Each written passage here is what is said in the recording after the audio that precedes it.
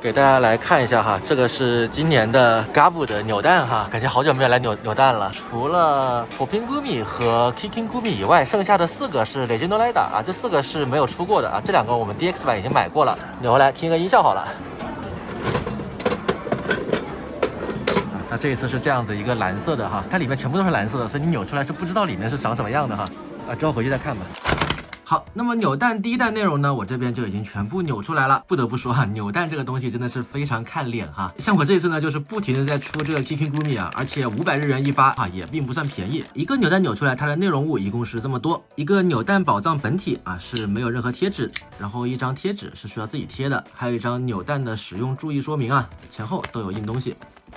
DX 版是一个透明塑料，扭蛋版全部都是实色哈，包括这边的传说骑士也全部都是实色。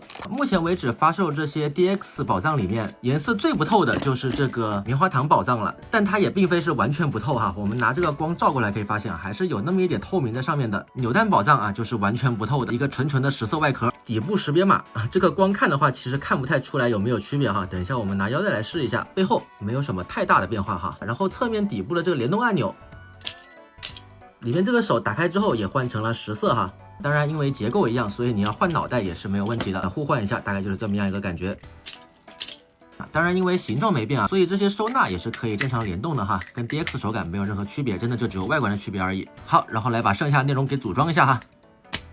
Kicking Gumi 也可以跟 DX 对比一下，然后是假面骑士巴法，这个造型呢，目前 DX 还没有出过类似的哈。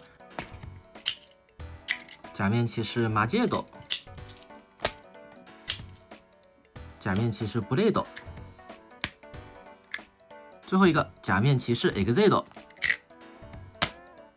好，外观呢就讲这么多，接下来呢我们来听一下跟腰带还有武器的联动音效吧。先来试一下 DX 版有的这几个宝藏，看一下扭蛋版的音效有没有什么变化。